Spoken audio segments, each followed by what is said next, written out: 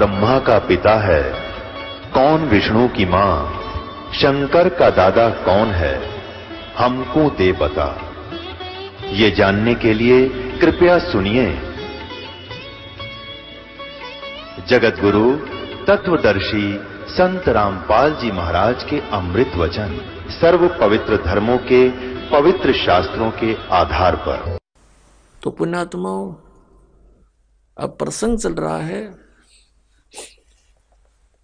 आगे गए ना बावड़े, रहते भी सब जाही, बिन साहिब की बंदगी कहीं ठोर ठिकाना नहीं। अब जैसे आपका यहाँ मानुष जन्म है, यहाँ से मृत्यु हुई, पुण्य के आधार से आप स्वर्ग गए, पाप के आधार से नरक गए। जब आपका स्वर्ग का समय समाप्त हुआ, वहां से तुरंत वहां से बाहर फेंक दिया जाएगा। जैसे यहां मनुष्य जीवन पूरा होते ही आपको बाई फोर्स यहां से निकाल लिया जाता है। फिर नहीं एक सेकंड का भी, एक सांस भी आपको नहीं मिलेगा। और चलो धर्मराज के दरबार में, इतने पुण्य, चलो स्वर्ग में। अब स्वर्ग में भी बाई फोर्स, क्योंकि विधान है यहाँ का। सारा कार्य यहाँ पर हमारे साथ बाई फोर्स बलपूर्वक करा जा रहा है। हम स्वतंत्र नहीं है।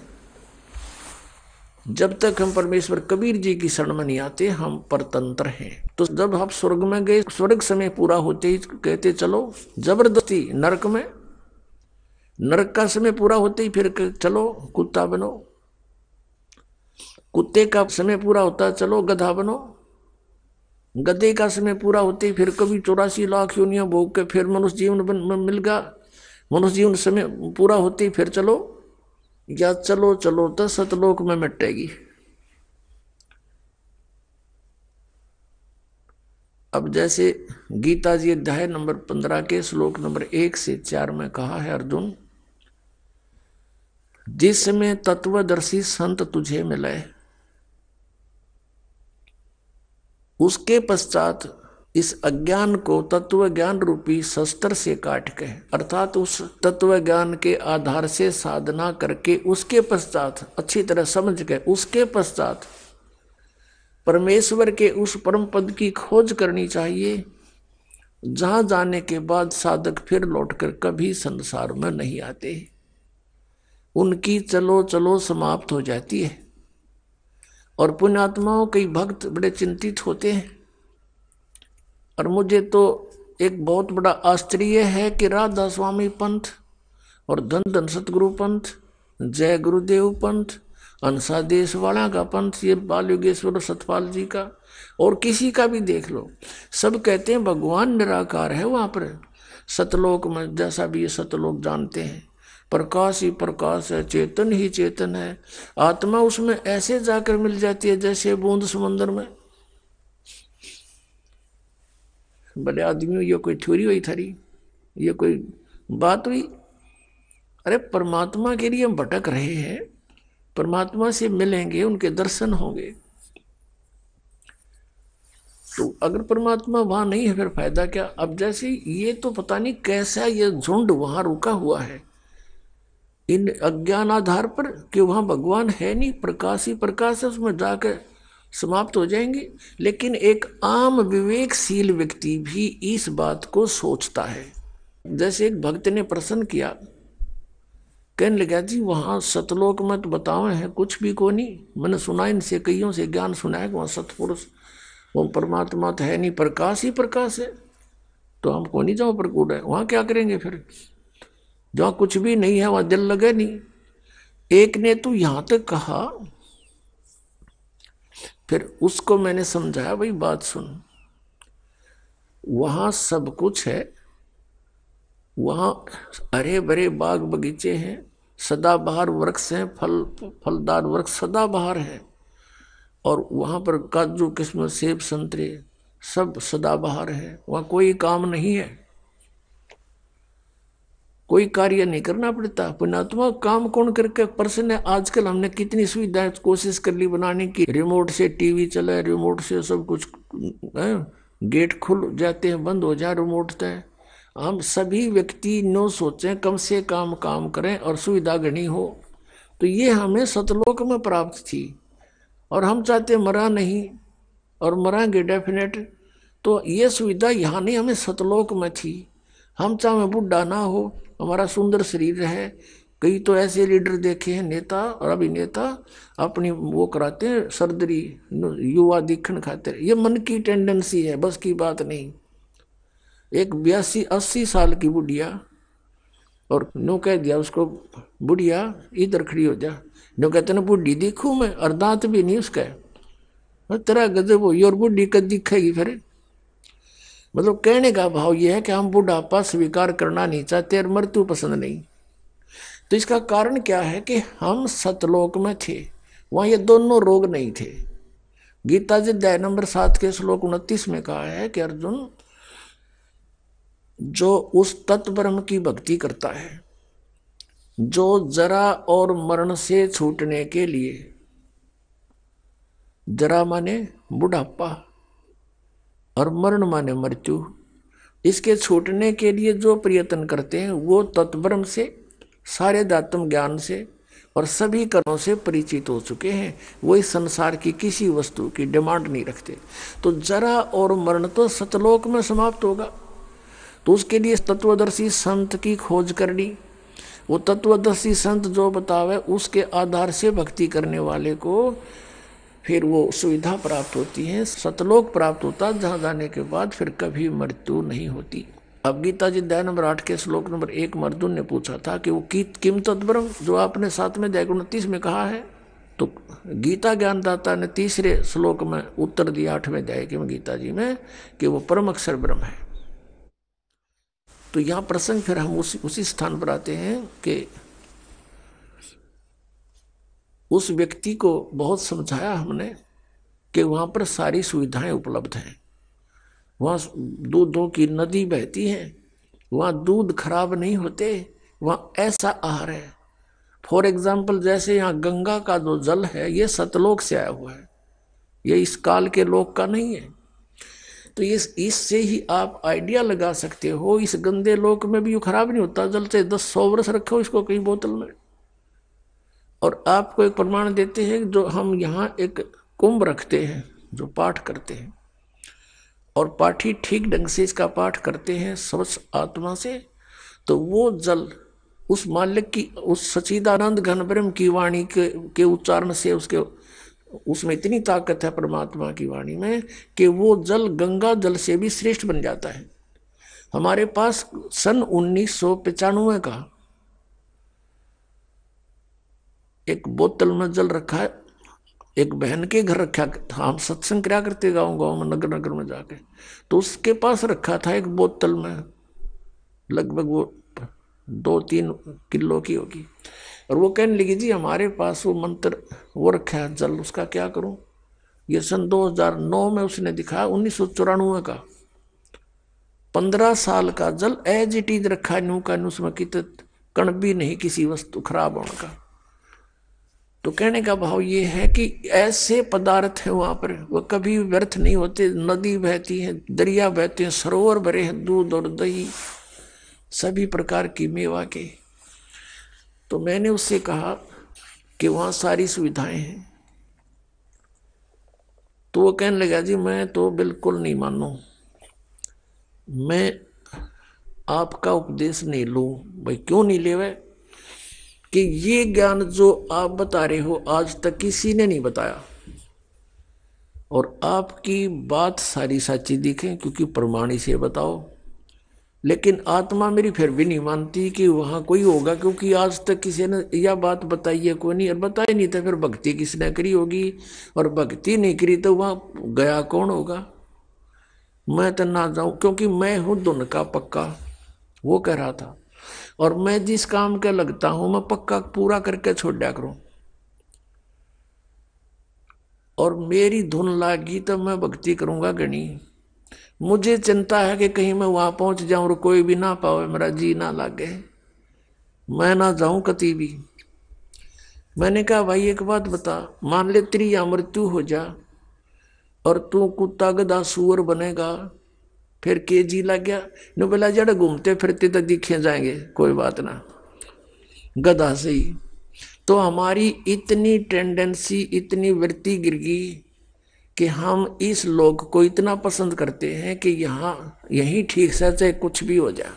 इसका कारण क्या है? इसका कारण अज्ञान है, और वो स्थान अभी तक किसी को पता नहीं था। इसलिए अब ये जो मैं हैरान हूं इस बात से कि जो राधा स्वामी पंथ वाले, धन धन सतगुरु पंथ वाले, ये जय गुरुदेव पंथ वाले बोली आत्मा, और ये मरने तैयार हो रहे हैं कि उड़ा डूब के मरांगे सारे। इनकी रुचि राचि ना है, बस वो बैठे इकट्ठे हुए, ये गारंटी देता हूं मैं। जब वहां कुछ है ही नहीं, इनकी रुचि कैसे बन सकती है? चलो वहां चलाएंगे इधर भगवान, और हम भगवान को देखेंगे, उसके दर्शन करेंगे, आत्मा खुश होगी, और उसके रोम, एक रोम को करोड़ सूर्य मिला दे, करोड़ चंद्रमा मिला दे, इतनी रोशनी है भगवान की। अब जो प्रसंग है वही आते हैं कि बिन साहिब की बंदगी कहीं ठोर ठिकाना ना। ये ठोर ठिकाना फिर सतलोक में। श्रीमद् भगवद गीता अध्याय नंबर 4 के श्लोक 32 और 34 का निष्कर्ष है। 32 में कहा कि धार्मिक यज्ञों की, यज्ञ माने धार्मिक अनुष्ठानों की जानकारी सच्चिदानंद घन ब्रह्म ने, यानी ब्रह्म ने मुखे, सच्चिदानंद घन ब्रह्म ने अपने मुख कमल से बोल के जो ज्ञान दिया है वो तत्व ज्ञान है, वो सच्चिदानंद घन ब्रह्म की वाणी है। गीता अनुवादकर्ताओं ने ब्रह्मणे मुखी का अर्थ यहां पर गलत कर दिया। उन्होंने वेद की वाणी लिख दी, क्योंकि ये तो विचलित थे, इनके पास वो मास्टर की नहीं थी, या सृष्टि रचना का ज्ञान था नहीं जिससे सब सदग्रंथ खुल सकते हैं, जिस कारण से इन्होंने अर्थों के अनर्थ कर डाले। श्रीमद् भगवत गीता अध्याय नंबर 7 के श्लोक नंबर 18 में अनुत्तमम शब्द का अति उत्तम कर रखा है। बता, छठी कक्षा के बच्चे ने पूछ ले, उत्तम माने श्रेष्ठ, गुड, अनुत्तम माने बैड, और ये बैड का अर्थ गुड लिख रहे हैं। बुद्धि मारी गई इनकी, क्योंकि इनको ज्ञान नहीं था।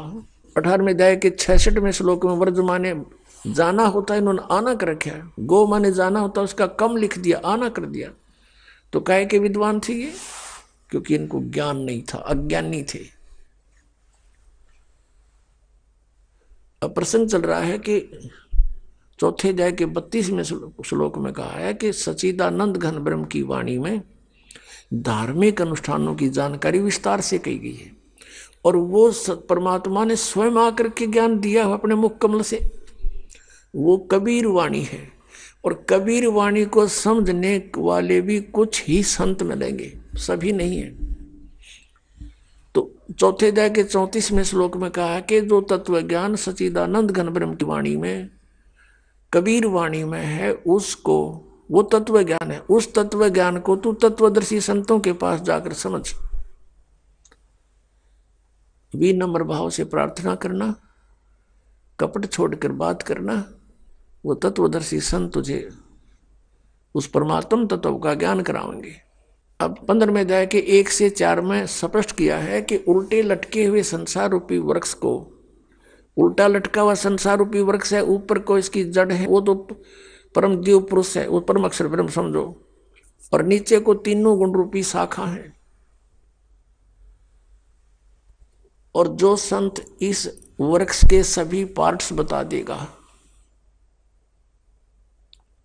भाई जैसे संसार रूपी वृक्ष है, फॉर एग्जाम्पल है, तो इसमें मूल कौन है, कौन परमात्मा है, कौन प्रभु है, कौन साहिब है, और तना कौन है, डार कौन है, शाखा कौन है, पत्ते क्या है।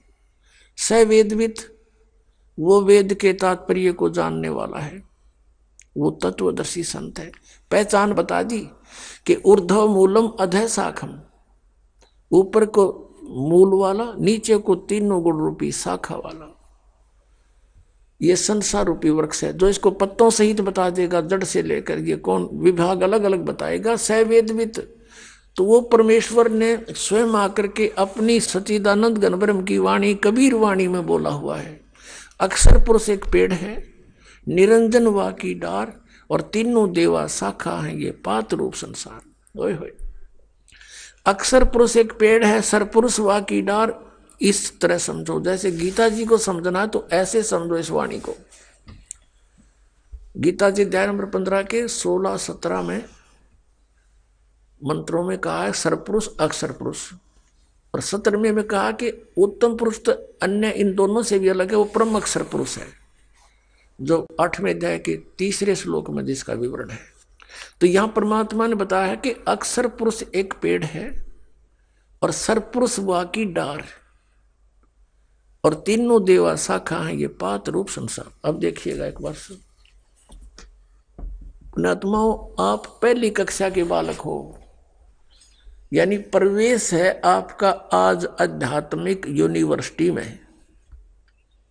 अब से पहले तो आपको कॉमिक्स पढ़ाई जाती थी, आपको नावल पढ़ाए जाते थे, बेतुकी बातें सुनाई जाती थी, वो अध्यात्म ज्ञान नहीं था। ये देखिएगा उल्टा लटका हुआ संसार रूपी वृक्ष। अब ये है संसार रूपी वृक्ष, और परमात्मा ने इसको कैसे डिफाइन किया है ये ऐसे देखिएगा। सच्चिदानंद घन ब्रह्म की वाणी में क्या लिखा है। कबीर परमेश्वर ने कहा कि अक्षर पुरुष एक पेड़ है, निरंजन वा की डार। निरंजन कहो, इसको सरपुरुष कहो। अक्षर पुरुष एक पेड़ है, सरपुरुष वा की डार, और तीनों देवा शाखा है ये पात रूप संसार। अब यहां देखिएगा, पूरे वृक्ष को देखें। ऊर्ध्व मूलम, ऊपर को मूल वाला। अधः शाखम, ये नीचे को शाखा वाला। अश्वत्थम प्राहु अव्यम, छंदासी यस्य पर्णानि। ये देखिएगा। अब ये देखें, श्री मद् भगवद गीता पंचदशो अध्याय 15वां अध्याय। ऊर्ध्व मूलम अधः शाखम अश्वत्थम प्राहु अव्यम, छंदासी यस्य पर्णानि, ये तम वेद स वेदवित्। अब यहां देखो, आदि पुरुष परमेश्वर मूल वाले, यानी ऊपर को जो जड़ है, ये जो ऊपर को जड़ है वो तो समझो आदि पुरुष परमेश्वर, वो परम अक्षर ब्रह्म है। ये परम अक्षर ब्रह्म है इस संसार रूपी वृक्ष का, यानी जहां से पूरे पेड़ को आहार प्राप्त होता है वो कौन है, वो तो आपको बाद में बताएंगे। भी तो युग बता दिया तो बेदक जाओगे। अभी आपको यहीं से लेकर चलते हैं। ये ऊर्ध्व मूलम, ऊपर को मूल रूपी जड़ वाला, ये आदि पुरुष परमेश्वर है। अधः शाखम, और नीचे को शाखा है। अब गीता ज्ञानदाता ने केवल हिंट दिए हैं ऊर्ध्व मूलम, इस गीता जी में ओनली ऊर्ध्व मूलम अधः शाखम, बस, और कोई संकेत नहीं इसने। और ये अश्वत्थम प्राहु अव्यम, ये उल्टा लटका हुआ संसार रूपी वृक्ष अविनाशी वृक्ष है। छंदासी यस्य पर्णानि, छंद यानी इसके विभाग और पत्ते आदि इसके छंद हैं, विभाग हैं। और यह तम वेद, या इस अज्ञान रूप में अंधकार में छुपे हुए इस ज्ञान को जो जानता है, स वेदवित्, वह वेद के तात्पर्य को जानने वाला। यहाँ देखिएगा, आदि पुरुष परमेश्वर मूल वाले, यानी ऊपर को जड़ तो आदि पुरुष परमेश्वर परम अक्षर ब्रह्म सत्य पुरुष है। अधः शाखम, यह इन्होंने अधः का अर्थ गलत कर दिया, क्योंकि इनको ज्ञान तो था ही नहीं। अधः का अर्थ कर दिया ब्रह्मा रूप मुख्य शाखा वाले, गलत कर दिया। अब इन देखिएगा, इन्हीं का अनुवाद है ये दूसरे श्लोक में, ये दो बार अधः शब्द है, अधः और अधः। इसका अनुवाद यहाँ किया इन्होंने। अधः माने नीचे, अधः माने नीचे, और अधः माने नीचे। तो यहाँ अब हम परमात्मा के दिए इस ज्ञान से, बुद्धि से हम इसको ठीक करेंगे। ये प्रथम मंत्र में जो अनुवाद गलत कर दिया, यहाँ पर ऊर्ध्व मूलम, ऊपर को आदि पुरुष परमेश्वर मूल वाले, ये तो ठीक संकेत कर दिया अनुवादकर्ता ने। और यहाँ कर दिया अधः शाखम, ब्रह्मा रूप मुख्य शाखा, इनकी बुद्धि ब्रह्मा विष्णु महेश से ऊपर उठी है कोनी, तो यहां लिखना था नीचे को शाखा वाला। संसार रूपी वृक्ष को अविनाशी कहते हैं। वेद जिसके, इन छंद का अर्थ वेद कर दिया, वेद जिसके पत्ते कहे गए, अभी सुनते जाओ। उस संसार रूप वृक्ष को जो मूल सहित तत्व से जानता है, यानी जड़ से लेकर के सब पत्तों तक जानता है, स वेदवित, वह वेद के तात्पर्य को जानने वाला है, अर्थात वो तत्वदर्शी संत है। इसका ये अर्थ है। फिर क्या लिखा है कि ये उस संसार वृक्ष की तीनों गुण रूप, ये कोड वर्ड है, ये तत्वदर्शी संत बिना परमात्मा की दया बिना नहीं समझ में आ सकते। रजगुण ब्रह्मा, सतगुण विष्णु, तमगुण शिवजी रूपी ये इसकी शाखा है। उस संसार की तीनों गुण रूपी विषय पर वाला शाखा, ये शाखाएं हैं, यही समझो, इतना ही काफी है। इन्होंने तो बहुत कुछ लिख रखा है। नीचे और ऊपर फैली हुई है, और इस मनुष्य लोक में कर्मा के बंधन के अनुसार ये हमें फंसाए रखने की भी मुख्य कारण है। यहाँ मूल जड़ नहीं है। ये ब्रह्मा विष्णु महेश को बताया कि तीनों गुण हमारे को यहाँ कर्मानुसार बांधे रखते हैं। वो नीचे और ऊपर, ये ऊपर स्वर्गलोक में, नीचे पाताल लोक में, पृथ्वी लोक पर यह ज्ञान बोला जा रहा है। ऊपर और नीचे, बस सर्वलोकों में नहीं, ये व्याप्त है बस। अब यहाँ कहता गीता ज्ञानदाता 15वें अध्याय के 3रे श्लोक में, इस संसार रूपी वृक्ष का स्वरूप जैसा कहा है वैसा यहाँ विचार काल में, अर्थात गीता ज्ञानदाता कहता तेरे और मेरे डिस्कशन में अर्जुन यहाँ नहीं, मैं नहीं बता पाऊंगा, नहीं पाया जाता, मैं नहीं बता सकता, क्योंकि इसका न आदि है और न अंत है, और न इसकी कोई अच्छी प्रकार स्थिति का मुझे ज्ञान है। इसका अर्थ ये है, इसलिए इस सुविरुद्ध मूलम, अति दृढ़ मूल वाले, ये दिन की अपनी सोच है। अति दृढ़ मूल यानी ऊपर को जो जड़ है वो तो अविनाशी श्लोक है, अविनाशी परमात्मा है। अति दृढ़ मूल वाले, अविनाशी मूल रूपी प्रभु और लोक वाले इस संसार रूपी वृक्ष को अक्स दृढ़ है माने दृढ़, असंग शस्त्रेण, उस तत्व ज्ञान रूपी शस्त्र के द्वारा, ये गलत लिखा, उस तत्व ज्ञान रूपी शस्त्र द्वारा काट कर, अर्थात अच्छी तरह समझ कर, 15वें अध्याय का 4थे श्लोक का है। उसके पश्चात उस परम पद रूप परमेश्वर की भली भांति खोज करनी चाहिए, जिसमें गए हुए पुरुष यानी साधक फिर लौटकर संसार में कभी नहीं आते, और जिस परमेश्वर से पुरातन संसार रूपी वृक्ष की प्रवृत्ति विस्तार को प्राप्त हुई है, यानी जिस परमात्मा ने संसार रूपी वृक्ष की रचना की है, सारे ब्रह्मांडों की रचना की है, और उसी आदि पुरुष नारायण की मैं शरण हूँ। गीता ज्ञानदाता कह रहा है कि इस प्रकार दृढ़ निश्चय करके उस परमेश्वर का मनन और निधि ध्यान करना चाहिए। अपना भी नहीं बता रहा यहाँ पर, क्योंकि यह चलो चलो मिटाने के लिए उससे की भक्ति करनी पड़ेगी। अपने आत्मा परमेश्वर कबीर देव जी वो सच्चिदानंद घन ब्रह्म है, वो सबके मूल हैं, इस संसार रूपी वृक्ष के मूल हैं, वहीं से सबकी उत्पत्ति हुई है। उन्होंने अपने वचन से सब ब्रह्मांडों को, प्रकृति को, जीव को, सबकी रचना की है। तीनों गुण 5 तत्व परमात्मा ने ही अपने वचन से उत्पन्न करके इस ज्योति निरंजन सरपुरुष को दिए थे।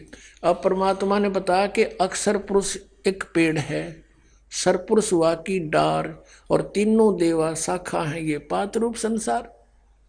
अब स्पष्ट हुआ 4थे अध्याय का 32 और 34 के अंदर 2 विवरण है। अब स्पष्ट होगा कि सच्चिदानंद घन ब्रह्म ने स्वयं आकर के अपने मुख कमल से वो तत्व ज्ञान बोला है, और वो सच्चिदानंद घन ब्रह्म की वाणी में जो लिखा है वो तत्व ज्ञान है। यानी वाणी माने मुख से बोलकर, मुखे लिखा उसमें, यह भी सारी जो है ना शंका मिटा दी कि ब्रह्मणे मुखे, सच्चिदानंद घन ब्रह्म के मुख से उच्चारित वाणी में, उसके मुख कमल से बोले हुए वचनों में जो तत्व ज्ञान है उसमें विस्तार से लिखा गया है, और उसको तत्वदर्शी समझ सके इस दास के अतिरिक्त आज तक इन सदग्रंथों को कोई समझ सका हो तो बता दो इस दास को।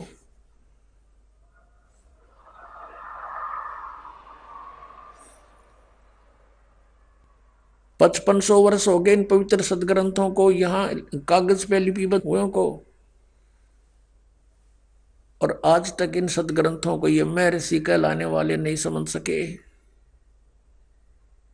तो परमेश्वर ने लिखा, अरदास ने समझा, तो परमात्मा कबीर जी इज गॉड सचिदानंद घन ब्रह्म, और ये दास है वो तत्वदर्शी संत। सारी शंका समाप्त हो जाएंगी आपकी कुछ दिनों में। दास अभिमान नहीं करता, लेकिन एक जो टीचर बन गया और वो अपने आप को टीचर कह दे, कोई बुराई नहीं है। इतना सा ज्ञान है, इतना सा कहना चाहता दास। अब ये क्या लिखा है, जैसे गीता जी अध्याय नंबर 15 के ही आगे, अब इसमें क्या बताया कि तीनों गुण रूपी शाखा है। अब इसके लिए थोड़ा कंसेप्ट क्लियर करते हैं, क्योंकि पुण्यात्माओं ये एक नया सूर्य उदय हो रहा है, और हमने अभी सितारे देखे थे, और सूर्य को देखकर हमने उन सितारों को सूर्य मान रखा था, और उस सूर्य को सूर्य मानना हमारा मन बहुत देर से स्वीकार करेगा।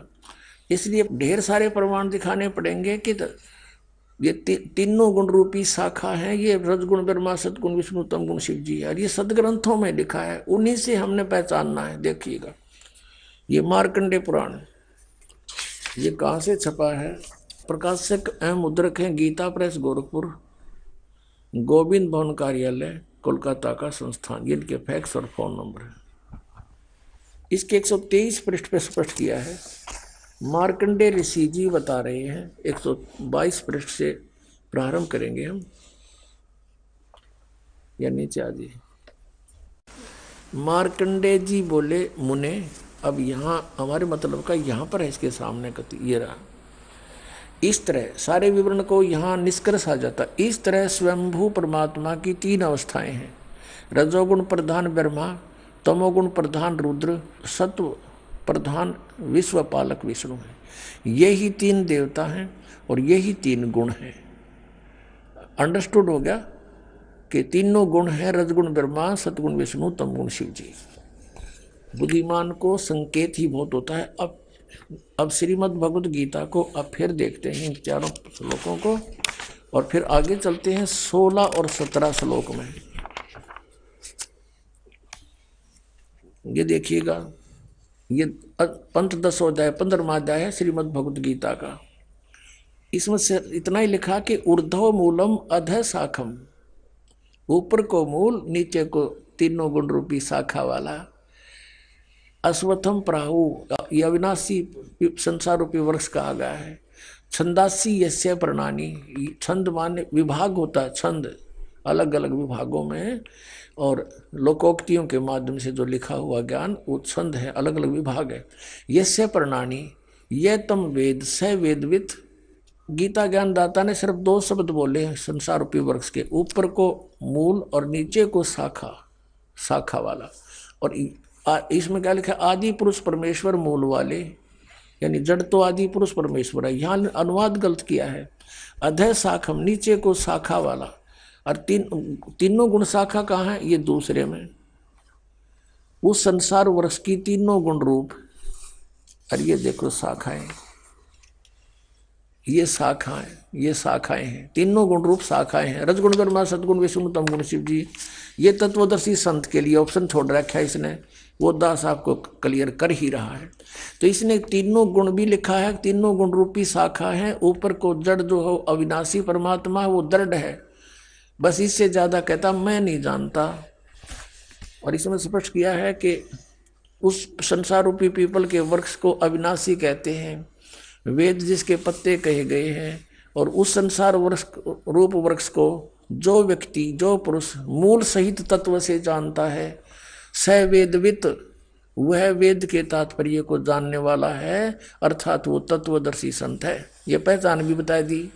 चौथे अध्याय के 32 और 34 का यहाँ कंसेप्ट क्लियर कर दिया। अब दूसरे में 15वें अध्याय के दूसरे में उस संसार वृक्ष की तीनों गुण रूप, रजगुण ब्रह्मा सतगुण विष्णु तमगुण शिव जी रूप शाखाएं, विषय पर वाला यानी विकारों वाली शाखाएं हैं। और अधः माने नीचे, ऊपर और नीचे फैली हुई है, सर्वत्र नहीं है। ये गलत लिखा है इन्होंने। अब मनुष्य लोक में कर्मों के बंधन में बांधने वाली कर्म के अनुसार सबको यहाँ संस्कारवश रोके रखने का भी मुख्य कारण ये तीनों गुण, रजगुण ब्रह्मा सदगुण विष्णु तमगुण शिव जी ही है, ऊपर और नीचे व्याप्त है। अब तीसरे में कहा है कि इस संसार का स्वरूप जैसा कहा है, गीता ज्ञानदाता भी हाथ खड़े कर देता है, वैसा यहाँ विचार काल में तेरे मेरे डिस्कशन में गीता के ज्ञान में नहीं पाया जाता। मैं नहीं बता पाऊंगा, क्योंकि न इसका आदि है और न इसका अंत है, तथा इसकी अच्छी प्रकार स्थिति नहीं है, न ही इसकी अच्छी प्रकार स्थिति। ये कदम मैं नहीं जानता इसको, इसलिए उसके लिए तो वो कठिन है। इसलिए इस सुविरड मूलम यानी अविनाशी मूल रूपी पूर्ण परमात्मा वाले इस पीपल के वृक्ष, संसार रूपी वृक्ष को असंख्य शस्त्रेन दृढ़ेन, असंख्य शस्त्रेन, दृढ़ माने बिल्कुल जिसमें कोई मीन मेख नहीं, ऐसा वो ज्ञान है तत्व ज्ञान। और तत्व ज्ञान रूपी शस्त्र द्वारा काटकर इन्होंने वैराग्य रूप शस्त्र लिखे। इतना ज्ञान था इसका, इन अर्थों का कहीं ये कोड वर्ड है इनका, जिसकी बुद्धि है वहीं सेट कर लेते हैं। ये तत्व ज्ञान रूपी शस्त्र द्वारा काटकर, अर्थात उससे समझकर। अब ये चौथा 15वें अध्याय का चौथा। उसके पश्चात परम पद रूप परमेश्वर को भली भांति, उस परम पद परमेश्वर को भली भांति खोजना चाहिए, जिसमें गए हुए पुरुष फिर लौटकर कभी संसार में नहीं आते, उनकी चलो चलो समाप्त हो जाती है। जिस परमेश्वर से पुरातन संसार वृक्ष की प्रवृत्ति विस्तार को प्राप्त हुई है, जिस परमात्मा ने सारे ब्रह्मांडों की रचना की है, उसी आदि पुरुष नारायण के मैं शरण हूँ। गीता ज्ञानदाता कहता है कि मैं भी उसी की शरण हूँ, मेरा भी वही पूज्य देव है। और आप जी भी इसी प्रकार दृढ़ निश्चय करके उस परमेश्वर की, तत्ब्रह्म की, उस परम अक्षर ब्रह्म की मनन और निधि ध्यान करना चाहिए, उसी की पूजा करनी चाहिए। ये गीता ज्ञानदाता भी फाइनल कर रहा है। अब पुण्यात्माओं, हम एक बच्चे को पढ़ाते हैं, बेटे या बेटी को, उसको BA MA या अन्य कोई ट्रेनिंग करवाते हैं। लगभग वो 17-18 वर्ष तक पढ़ता है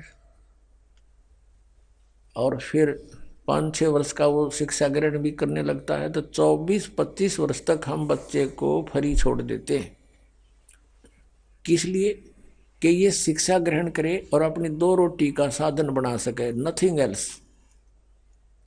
और ये मोक्ष का कारण, ये मोक्ष मार्ग, इस जैसा तो कोई इस पृथ्वी पर कर्म नहीं। इस अगर समझ में आपका आ जाएगी, और ये समझ में लाने के लिए आपको परिचित कराया जाता है, बार बार ये ज्ञान सुनाया जाता है, आपके अंदर फीड किया जाता है। और जिस दिन आपकी आत्मा उठ जाएगी, तो आप जी ने जैसे अपने बच्चों को पढ़ाने के लिए धन भी लाया, उसको फ्री छोड़ दिया, समय भी पूरा दे दिया, तब वो 2 रोटी के योग्य होता है या नहीं होता है, वो तो आगे चल के पता लगे। फेल भी हो जाए बच्चा, और पास होने के बाद भी रोजगार मिल रहा है ना मिल रहा है, फिर वो इनू का इनू देखा हमने BA MA करे, आज खेतों में हल जोड़ रहे, मजदूरी कर रहे बेचारे। उसमें कोई गारंटी भी कोई नहीं कि पूरी करके ट्रेनिंग फिर कुछ मिल जाएगा। और इसमें गारंटीड है। और के मिल जाएगा आजीवन रोजगार, जिसमें बिना करे आपको प्राप्त होगा। गीता जी में लिखा है कि निष्कर्म में मोक्ष प्राप्त होगा। तो उसके लिए हमने समय भी निकालना होगा, 2 पैसे भी लगाने होंगे। यदि आपका यह बात समझ में आ गई तो आपको पृथ्वी पर कोई कार्य दिखाई नहीं देगा। पेट के लिए कार्य करना ये तो मजबूरी है, कर्तव्य है, करना चाहिए, लेकिन ये परम कर्तव्य है। अब आपको ये वो अनमोल ग्रंथ, वो अनमोल खजाना प्राप्त हुआ जो हमारे ही घरों में दबा हुआ था, और उस खजाने को ना मिलने से हम मजदूर बने फिरे थे, भिखारी बने फिरे थे। किधर हनुमान जी का आगा हाथ जोड़े थे, दिए बाबा छोरा दे दे, कोठी दे दे। हर वो हनुमान और आप पर लंगोट मांडा करते, हमने कह देंगे बता। अब कहने का भाव ये है दास का कि हम उनसे मांगते फिर रहते जो कुछ दे नहीं सकते, ब्रह्मा विष्णु महेश आपको क्या दे सकते? आपकी जन्म मृत्यु ये नहीं समाप्त कर सकते, आपके संस्कार में कोई परिवर्तन ये नहीं कर सकते, ये अपनों में नहीं कर सके। जैसे विष्णु जी को श्राप दिया था नारद जी ने, अब यहां काल ने सबकी गांठ बांध रखी है। पहले तो श्रृंगार दे है, इनको प्रेरणा देता है, वह भक्ति करनी चाहिए, क्यों ज्ञान तो ऐसा है परमात्मा के लिए, आत्मा विभोर हो जाती है, तड़फ उठती है, चाहे राज त्यागना पड़ो चाहे शीश देना पड़ो, क्योंकि उसके बिना इसका पेटा भरा को नहीं, इसको संतुष्टि हो ही नहीं सकती वो मालिक मिले बिना। कितना सुख हो, जब उसको ज्ञान होगा तो एकदम अंगड़ाई लेती है आत्मा को, वस्तु तो वो है। आइए अब हम उन श्रद्धालुओं के अनुभव जानते हैं जो जगत गुरु तत्वदर्शी संत रामपाल जी महाराज जी से दीक्षा प्राप्त कर चुके हैं तथा उनके द्वारा बताए गए भक्ति मार्ग पर चल रहे हैं। सर नमस्कार। नमस्कार जी। क्या नाम है आपका? डॉक्टर जसपाल सिंह कपूर। डॉक्टर साहब कहाँ से आए आप? मैं गांव जसड़ा मंडी गोविंदगढ़ से। पंजाब से? हाँ जी, पंजाब से।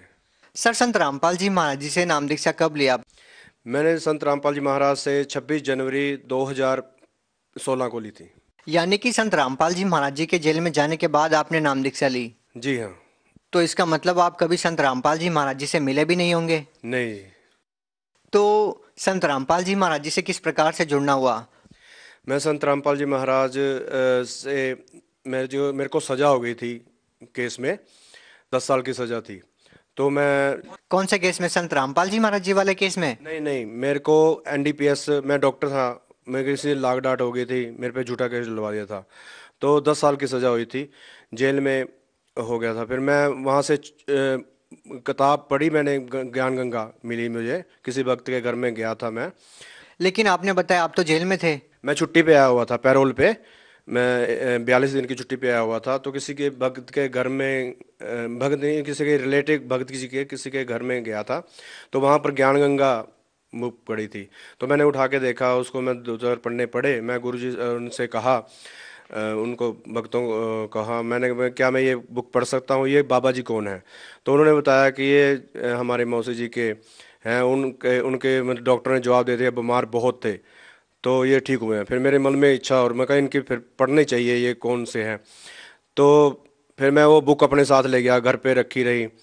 तो फिर मैंने जब उसको पढ़ा थोड़ा होता, तो ज्ञान अजीब लगा मुझे पढ़ के।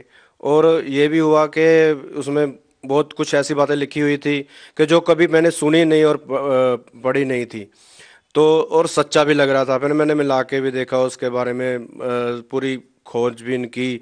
मैं शाम को सुनता था भक्तजनों के जो भी विचार आते थे टीवी पे, कई साधु महाराजों के। फिर कुदरती संत रामपाल जी महाराज का चैनल लगे, साधना टीवी पे आ रहे थे, तो वो सुन के मैंने कहा ये तो वही बाबा जी हैं जो किताब में हैं।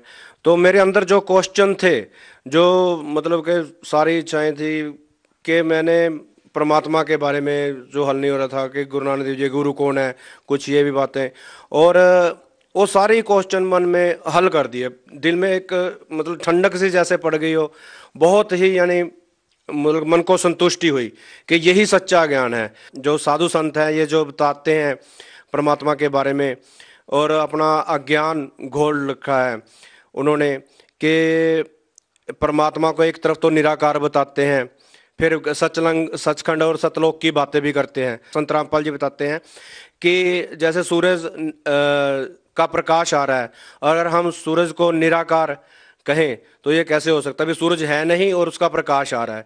ऐसे ही परमात्मा अगर सचखंड है तो वहाँ पर कोई तो रहता है, वहाँ पर कोई परमात्मा है, और वो कण कण में व्यापक है, हर इंसान के अंदर समाये हुए हैं, अपने भी अंदर हैं। सिर्फ विश्वास करके, गुरु जी कहते हैं और संत रामपाल जी कहते हैं, सिर्फ विश्वास करके देखो, मैं तो हर एक में समाया हुआ हूँ। तो इसी के मतलब कि मैंने जब वो पढ़ा, मेरे ज्ञान मतलब हृदय में समाने लगा परमात्मा का, तो मैं उनसे मतलब कि फिर मैंने छुट्टी चला गया अंदर। फिर मेरे को ये नहीं पता था कि मैं कहाँ से नामदान कैसे लूँ। सर आप पहले क्या भक्ति साधना करते थे? मैंने अमृत पान किया हुआ था पहले 8-9 साल। बहुत मतलब कि कठिन साधनाएं भी की। मतलब कि 12-12 बजे 1-1 बजे तक सतनाम वाहिगुरु का सिमरन भी करता था। और जो भी जैसे कोई बता देता था कि परमात्मा के दर्शन ऐसे किए जाते हैं, हठ योग करना है ना, सुबह उठ के 12-1 बजे तक बैठे रहना, 2-2 2.5 3-3 घंटे मंत्र जाप करने, ऐसे तुम्हें गुरु नानक देव जी के दर्शन होंगे, ऐसे फल प्राप्त होगा, हैं ये करने से ये होगा। बस जैसे जैसे लोग बता देते थे, कोई साधु संत बता देते थे, वैसे वैसे हम साधना करने लग जाते थे। हमें कुछ भी 1% भी लाभ नहीं हुआ। ये इसके चलते मेरे 10 साल तक एक टांग में जख्म हो गया था। और वो 10 साल तक मैं डॉक्टरों क्या कोई बाबा नहीं छोड़ा, हर एक जगह भटका, कोई आराम नहीं हुआ मुझे।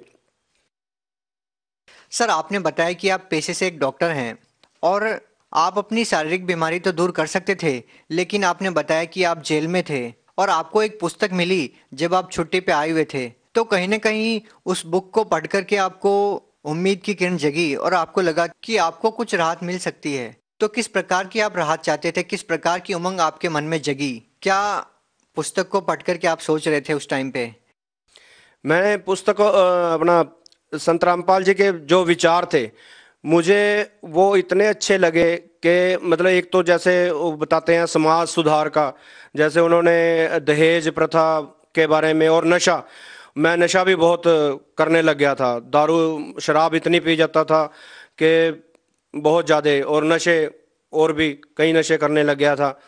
तो जो ये संत रामपाल जी का सबसे पहले यही है कि नशा छुड़वाने का। तो और जो बाबे और संत बताते थे खाते पीते सभी हैं, फिर भक्ति भी करी जाते थे, उनसे फ़ायदा तो कुछ होता नहीं था। पर इसमें सबसे पहली कंडीशन ये है कि आप नशा त्यागोगे, फिर ही भक्ति मार्ग पर आप लग सकते हो। आपने पुस्तक को पढ़ा और किस प्रकार से आप संत रामपाल जी महाराज जी से मिले, उनसे नाम दीक्षा ली? मैंने फिर जब मैं अगली छुट्टी पैरोल पे आया, पीली पट्टी आती है उस पे मैंने सत्संग चलता है गुरुजी का, मैंने वहाँ पर नंबर देखे और वहाँ से कांटेक्ट किया। कब की बातें हैं सर? 2016 की। तो फिर सर आप संत रामपाल जी महाराज जी से कैसे जुड़ पाए? आपको पुस्तक मिली, उसके बाद आप कैसे जुड़ पाए? क्योंकि ये किस समय की बात है जिस समय पे आप बता रहे हैं? ये 2015 की बात है। तो मैं जब छुट्टी पे आया हुआ था दिसंबर 2015 की, तो मैंने संत रामपाल जी महाराज के सत्संग सुनने प्रारंभ किए। जब भी मैं छुट्टी पे आता था, और जेल में भी हम सुनते थे, साधना टीवी पे आते थे, तो वहाँ से हमने नंबर नोट किए थे। तो मैंने आश्रम में फ़ोन किया, तो वहाँ से मुझे यहाँ पर दीपक जी का कोऑर्डिनेटर का पता बताया, तो उनसे मैंने कांटेक्ट किया, तो यहाँ पे मुझे नामदान मिला जब छुट्टी पे आया था। सर जिस समय आपने संत रामपाल जी महाराज जी से नाम दीक्षा ली उस समय वो जेल में थे। क्या आपको जेल में उस समय ये बात पता थी जिस समय आपने ज्ञान गंगा पुस्तक पढ़ी, क्या आपको पता था कि जिस संत से आप जुड़ने वाले हैं वो भी जेल में है? जी हाँ, मुझे इसके बारे में पता था। और ये तो है ही, मतलब कि झूठे केस डाल के गुरुजी को अंदर किया गया था संत रामपाल जी महाराज को। कैसे आपको ये कब पता चला कि जिस संत से आप जुड़ना चाहते हैं, जिस संत की किताब पढ़कर आप प्रभावित हुए हैं, वो संत भी जेल में है? हाँ, ये मुझे 2014 में ही जब बरवाला कांड हुआ था, मैं जमानत पे आया हुआ था उस समय। तो उस समय बरवाला कांड हो गया, फिर मुझे उसके बाद सजा भी हो गई। तो फिर मैंने इसके बारे में फिर मैंने छुट्टी में आके संत रामपाल सिंह महाराज से नाम उपदेश लिया था। यानी कि जब आप जमानत पे आए हुए थे तभी आप संत रामपाल जी महाराज जी से जुड़ना चाहते थे, लेकिन नहीं जुड़ पाए और आपको सजा हो गई? जी हाँ, कुछ कारण ऐसे हो गए थे कि मैं नहीं जुड़ पाया, और उधर से मेरा केस भी जमानत पे आया हुआ था, तो सजा सुना दी मेरे सेशन ने, 10 साल की सजा हो गई थी मुझे। तो सर उसके बाद आप संत रामपाल जी महाराज जी से क्यों जुड़े और क्या चाहते थे आप संत रामपाल जी महाराज जी से जुड़ करके? सर आपका क्वेश्चन तो बिल्कुल सही है, पर मैं ये चाहता था कि मुझे जो दुख तकलीफ़ें और ज़िंदगी में हताशा मिली थी, मेरी माताजी भी बीमार हो गए थे कैंसर के, जब मुझे सज़ा हुई थी तो कैंसर से बहुत पीड़ित हो गए थे वो, एकदम बहुत ही ज़्यादा, उनकी टांगें भी खड़ गई थी और डॉक्टरों को दिखाया, कोई मतलब कि इलाज नहीं था। तो उसके सज़ा होने के जब मैं पैरोल पे आया था तो मेरी माताजी 1 महीना उनके पास रहा, फिर उस जो दोबारा छुट्टी पे चला गया तो माताजी की डेथ हो गई थी। फिर मन इतना हताश होगा कि माताजी जो हमें नाम के साथ जोड़ते थे, गुरुद्वारे लेके जाते थे और दिन भर पाठ पूजा में लगाते थे। आप भी पाठ पूजा किया करते थे। और उनसे क्या मिला उनको? कुछ नहीं, सिर्फ कैंसर से इतनी बुरी तरह तड़प तड़प के मौत हुई उनकी कि मन में यही हुआ कि अगर दुख को काट नहीं सकते, कोई है जो इस संसारिक इस हम दुखों से निजात दिला सकता है।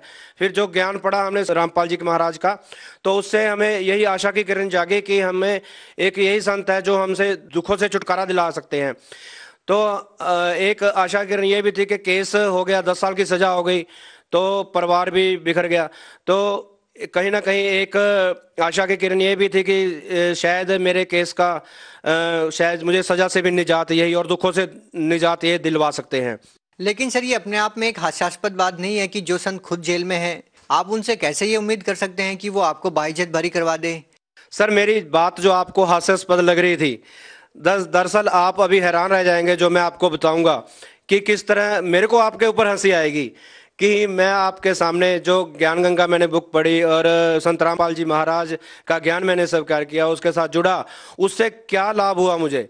उससे मैं आपके सामने एक पैरोल पे आया हुआ या दोषी मुजरिम नहीं हूं। मैं एक आम भारत का एक आम नागरिक और बाइज्जत बरी हुआ हाई कोर्ट से, जिसके प्रमाण भी मेरे पास हैं। तो मैं एक बाइज्जत बरी हुआ, मुझे उस संत रामपाल जी महाराज की दया से बाइज्जत बरी हुआ, जिससे मुझे उनसे उम्मीद थी, वो उम्मीद मेरी पूरी हो गई और मुझे आज बाइज्जत बरी मैं आपके सामने और संसार के सामने खड़ा हूँ। कितने साल की सजा आपको हुई? मुझे 10 साल की सजा हुई थी और मैं संत रामपाल जी महाराज से 2016 में ज्ञान लिया था और 2018 में मुझे बाइज्जत बरी कर दिया गया, जिसका ये प्रमाण भी मेरे पास है। आपका मानना है कि संत रामपाल जी महाराज जी की वजह से ही आप बरी हुए? जी हाँ, 100% हमने गुरुजी से अरदास लगवाई थी और गुरुजी ने कहा था कबीर पेशवा दया करेंगे। और जो आज लोग मानने को तैयार नहीं है कि एक कोई 10 साल का कैदी बंदा बाइज्जत बरी भी हो सकता है।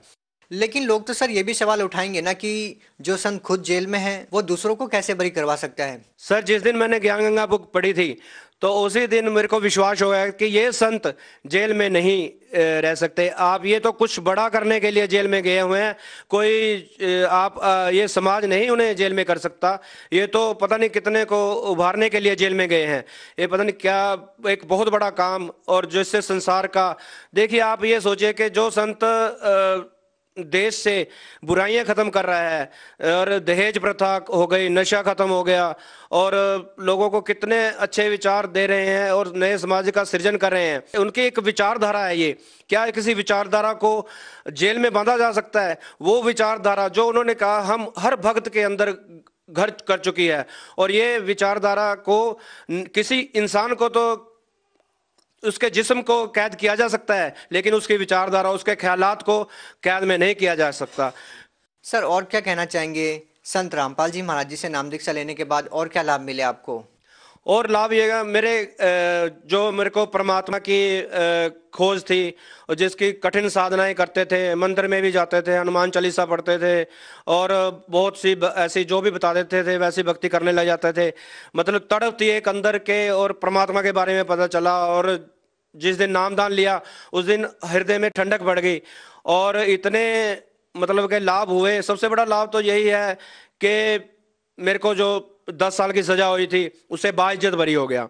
और दूसरा, मेरी धर्मपत्नी जो थी उनको यानी पित्ते का ऑपरेशन करवाया था, उन्हें कुछ भी हजम नहीं होता था, बहुत ज़्यादा दर्द होने लग जाता था, बहुत इलाज करवाए लेकिन उनसे आराम नहीं हुआ। नामदान लेने के बाद ही जब ही तुरंत गुरु जी की कृपा से, संत रामपाल जी महाराज की कृपा से वो तकलीफ सदा के लिए ख़त्म हो गई।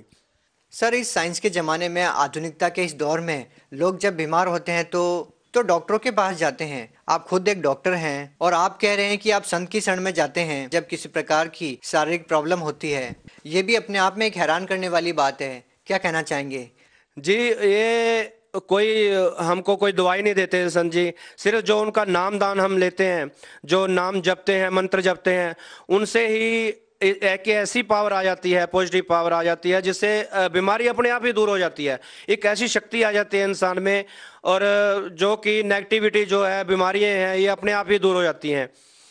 सर, लोगों की कैंसर जैसी भयानक बीमारियां ठीक हो रही है, आप एक डॉक्टर हैं, आप ये अच्छे से समझते हैं, कैसे बगैर किसी इलाज के एक कैंसर जैसी बीमारी ठीक हो सकती है? जी हाँ, ये आपको एक हास्यास्पद बात लगेगी कि कैंसर जैसी बीमारियां एक नाम लेने के वजह से ठीक हो जाती है। ये बिल्कुल सत्य है कि कैंसर क्या, परमात्मा कहते हैं संत रामपाल जी महाराज कि कैंसर का बाप भी आ जाए वो भी ठीक होके जाएगा। सिर्फ मर्यादा में रहते हुए आप भक्ति कीजिए। आप भक्ति करेंगे और थोड़ा टाइम देंगे, फिर देखिए आपको क्या लाभ, एक बीमारी ही नहीं, आपका सभी दुख दूर होंगे और संसारिक लाभ भी मिलेंगे। सर, कहीं आप संत रामपाल जी महाराज से इसलिए तो प्रभावित नहीं है कि आप जेल से छूट गए हैं या आपकी बीमारी ठीक हो गई है? सर, अगर हम सॉलिड चीज की बात करें कि वास्तव में ही लोग इस बात पे विश्वास करें, क्योंकि लोग तो ये भी सोच सकते हैं ना कि आपके वकील ने अच्छी पैरवी की हो, या हो सकता है कि बीमारी ज्यादा बड़ी ना हो इसलिए आपको आराम मिल गया हो, इसलिए आपको राहत मिल गई हो जेल से। एक वाजिब चीज क्या है जिससे लोग वास्तव में ही समझे कि जो संत रामपाल जी महाराज हैं वो वास्तव में ही पूर्ण संत है? जैसे कि आपने कहा, ये सॉलिड चीज क्या है? सॉलिड चीज तो परमात्मा का ज्ञान है, और उससे पता लगता है कि आपको क्या क्या लाभ हो गए और क्या ज्ञान है, जिससे सच और झूठ का, जैसे आप सच्चाई का इसलिए ऐसे पता लगता है, जैसे 500 का नोट सरकार बताती है कि एक 500 के नोट में क्या अंतर है, असली कौन है नकली कौन है। इसी तरह संत रामपाल जी महाराज ने सभी वेद शास्त्र खोल के बता दिए। सर, संत रामपाल जी महाराज ने मेरे को जब बरी कराया तो मैं उनको केवल एक महान संत ही जान पाया था, और जब मैंने बाहर आके मैंने और उनके बारे में जाना और ज्ञान ग्रहण किया तो मुझे वो एक महान संत ही नहीं बल्कि भगवान नजर आए, जो कुछ भी कर सकते हैं, कोई भी बीमारी और कुछ भी केस तो क्या, वो कुछ भी कर सकते हैं संसार में। ये बस मैं ये बता नहीं सकता। सर, आपने संत रामपाल जी महाराज जी के जेल में होने के बावजूद उनसे नाम दीक्षा ली है, तो सर आप भगत समाज को क्या संदेश देना चाहेंगे? जी, मैं भगत समाज से संदेश तो नहीं, मैं हाथ जोड़ के प्रार्थना करना चाहूँगा भगत समाज से कि जो भी मेरे बहन भाई, जो भी इधर बाबाओं से जो जुड़े हुए हैं, जो भी भक्ति शास्त्र के विरुद्ध भक्ति कर रहे हैं, जो मनमाना आचरण कर रहे हैं, कृपया करके उनको संत रामपाल जी महाराज का ज्ञान एक बार पढ़िए तो सही, और उनको विचार करके देखिए वो कह क्या रहे हैं और वो क्या कहना चाह रहे हैं। हम उनको सिर्फ मीडिया का ये बातें जानकर सुनकर उनको एक आम पर्सन और ये क्या है ये जान लेते हैं।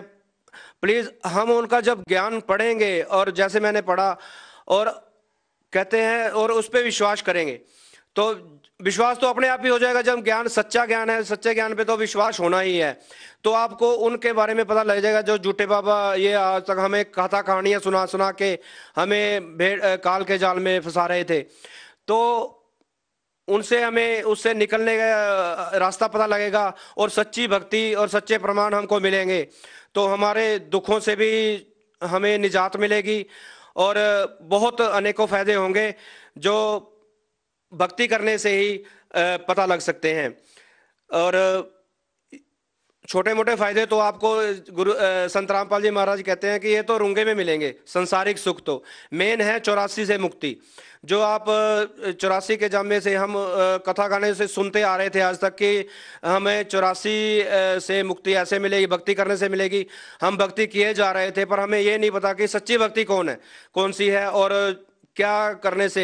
बस साधना किए जा रहे थे, रिपीटेशन करते थे, पाठ कर लिया, सुबह कर लिया, शाम को कर लिया, जाए मत्था टेक लिया जहाँ भी कहते थे शायद वहाँ से हमें शांति मिल जाए, पर होता कुछ नहीं था और बल्कि हमारे दुख तकलीफें और बढ़ती जा रही थी।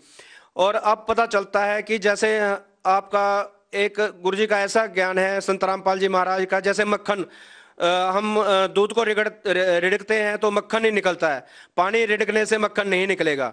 तो इस तरह जैसे वो मक्खन निकलता है इसी तरह इस ज्ञान का पता लगता है कि भी हाँ भी ये वाकई ये ज्ञान है।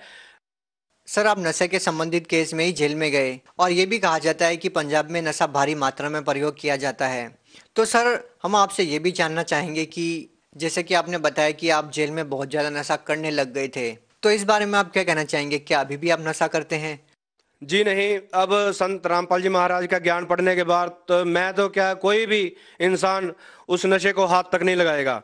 तो ये ज्ञान ही ऐसा है कि अपने दिल ही नहीं करता कि नशा करने को, और कोई बातें भी करता है या कोई बीड़ी सिगरेट भी पीता है सामने कोई शराब, तो उल्टी वोमिटिंग जैसा होने लग जाता है। मतलब कि इतनी नफरत हो जाती है नशे से कि मैं जब जेल में था तो नशे जेल में ही जाके लगते हैं। सरकार हमारी नशा छुड़ाओ कहती है, जबकि जेलों में ही आम नशा बिक रहा है, और ये वहीं से स्टार्ट होता है। जो बाहर नहीं नशा मिलता वो जेलों से ही मिलता है। मैं सरकार को कहना चाहूँगा कि आप प्लीज़ इस पे ध्यान दीजिए और संत रामपाल जी महाराज का ज्ञान पढ़िए, बताइए, तभी आप इस नशे जैसी इस कृत्यों से, और जो भी समाज में ये कृतियाँ फैली हुई हैं, दहेज प्रथा वगैरह, इनसे हम छुटकारा पा सकते हैं। सर, जिस संत को आपने देखा नहीं है, उस संत के बारे में आप क्या प्रार्थना करना चाहेंगे, क्या कहना चाहेंगे? सर, मैं यही सरकार से यही मैं अपना अरदास करूंगा, ये हाथ जोड़ के प्रार्थना करूंगा। संत रामपाल जी महाराज तो ये कहते हैं मेरे केसों की सीबीआई जांच वो कराता है जो सच्चा हो, और झूठे लोग सीबीआई जांच नहीं करते। आप अगर उनको सीबीआई जांच करवाएंगे तो देखेंगे कि वो संत निर्दोष हैं। फिर जेलों में क्यों रखा गया? जिनकी पूजा करनी चाहिए, आंखों पे बिठा के जिनको पूजना चाहिए, ऐसे संत को जिनसे हमें पल पल लाभ प्राप्त हो रहे हैं और ऐसा ज्ञान मिल रहा है, ऐसी बुराइयों को छुड़वा रहे हैं, हम उनको कहाँ, इन पापियों ने कहाँ जेल में रखा हुआ है? ये तो बस भगवान ही इनका भला करे। बस ये मेरी अरदास है उससे, सरकार से, कि आप उनके केसों के बारे में जानिए, उनसे उनकी सीबीआई जांच करवाइए। अगर वो दोषी पाए जाते हैं तो फिर सजा दीजिए ना। आप ऐसे बेगुनाह संत को एक जेल में बिठाकर, जिनकी विचारधारा पल हर व्यक्ति में समा चुकी है और वो एक समाज का, अच्छे समाज का सृजन करना चाहते हैं, कृपया करके उसके बारे में सोचिए। और यही प्रार्थना है कि उनको जेल से बाहर निकालिए। हम भक्त बहुत तड़प रहे हैं, हमारी इस तड़प को समझिए। सर, जब मैं जेल में था तो वहाँ पे मेरी ड्यूटी लाइब्रेरी में लगी थी। तो लाइब्रेरी में मैंने वहाँ पर संत रामपाल जी महाराज के डिप्टी साहब से आज्ञा लेके मैंने वहाँ पे किताबें रखी, ज्ञान गंगा, भक्ति से भगवान तक, गीता तेरा ज्ञान अमृत, और भी कई किताबें थी। तो वो जो लोग आते थे कि कोई अच्छी सी किताब दीजिए हमें, तो मैं उन्हें कहता था कि अगर आप परमात्मा के बारे में जानना चाहते हैं और नशे से छुटकारा पाना चाहते हैं तो हमें कहते थे हाँ ऐसी ही किताब हमें दीजिए जिससे हमें, फिर मैं उन्हें ज्ञान गंगा देता था या भक्ति से भगवान तक देता था। वो पढ़ के हर कोई इंस्पायर हुआ, उससे हर कोई प्रभावित हुआ कि हमें और भी ज्ञान, हमें और किताबें दीजिए। और इसी तरह परमात्मा ने वहाँ पर मुझे पुस्तकों की सेवा भी ली और लोगों को बहुत अच्छा लगा ज्ञान, और बहुत ही लोगों को लाभ भी हुए। कोई किताब लेके जाता था, वो कहता था कि मुझे किताब रखने से ही मात्र मुझे लाभ हुए हैं, मेरे केस का हल हो गया जो मुझे आशा नजर नहीं आती थी। इसलिए मैं यही जन जन से यही कहना चाहूँगा कि आप उनके किताबों को, उनकी धार्मिक किताबों को, पुस्तकों को पढ़ के देखिए और मिलान करके देखिए, फिर आपको उसके बारे में पता लगेगा कि सच क्या है और झूठ क्या है। जी धन्यवाद। सच है।